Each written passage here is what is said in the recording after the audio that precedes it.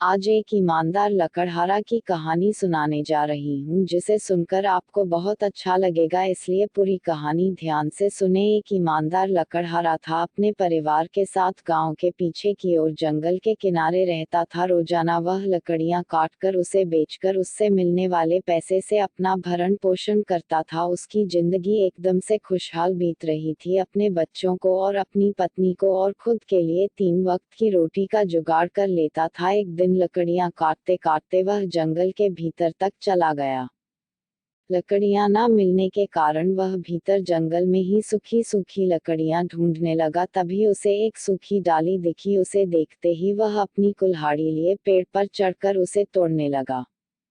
यह तोड़ते समय उसके हाथ की लोहे की कुल्हाड़ी छूट जाती है और वह पास की नदी में जा गिरती है। कुल्हाड़ी गिरने के बाद वह बहुत परेशान होने लगता है। कुल्हाड़ी गिरने के बाद वह रोने लगता है, नदी में जाकर ढूंढने भी लगता है, परंतु उसको कुल्हाड़ी नहीं मिलती है। यह सब देखकर गरीब लकड़हारा और भी परेशान हो जाता है और उसे वह वही किनारे पर बैठकर भगवान से प्रार्थना करने लगता है कि वह मुझे अपनी कुल्हाड़ी को लौटा दो। थोड़े समय बाद उसे रोता देख नदी में से एक परी बाहर आती है।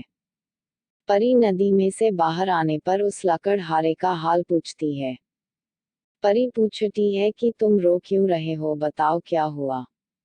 मैं तुम्हारे सभी पर परेशानी दूर कर दूंगी। ऐसा सुनकर लकड़हारा कहता है कि मेरी कुल्हाड़ी वह एक नदी में लकड़ी तोड़ते समय नदी में गिर पड़ी है। मैंने उसे ढूंढा है परंतु वह मिला नहीं। लगता है वह नदी के बीच गई है, जो मुझे मिल नहीं रही। अगर आप मेरी मदद करना चाहते हो तो आप मेरी कुल्हाड़ी मुझे लाकर दे दो। वह देवी नदी के अंदर जाती है और उसे एक कुल्हाड़ी ला देती है। उस कुल्हाड़ी को बड़ा खुश होता है, पर वह थोड़ी देर बाद कुल्हाड़ी को देखकर उदास हो जाता है और रोने लगता है।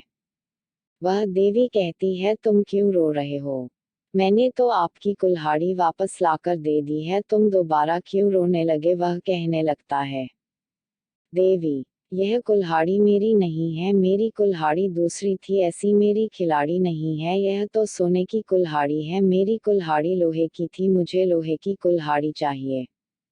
वह देवी उसकी वही कुल्हाड़ी लाने के लिए नदी में दोबारा जाती है और इस बार दूसरी कुल्हाड़ी लाकर उसे दोबारा देती है। इससे ज्यादा खुश होता है।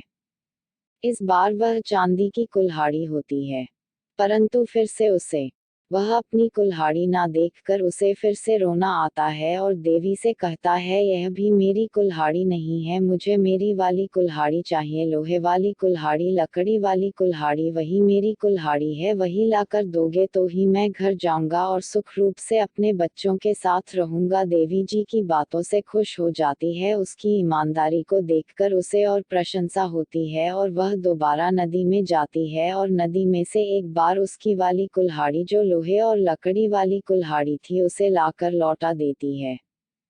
इसे देखकर लकड़हारा बड़ा ही खुश होता है, प्रसन्न होता है और देवी को प्रणाम करने लगता है। उसकी यही ईमानदारी देखकर देवी माँ प्रसन्न होती हैं, खुश होती हैं। उसे कहती हैं, सुनो लकड़हारे, तुम यह दोनों कुल्हाड़ी रख लो जो सोने की और चांदी की है। मैं तुमसे खुश हूँ, तुम्हारी ईमानदारी देखकर मैं तुम्हें इनाम के तौर पर यह 2 कुल्हाड़ी तुम्हें देती हूँ। इसे बाजार ले जाओ और इसे बेचकर खूब सारा पैसा लो और तुम अपने और अपने घर का भरण पोषण करो।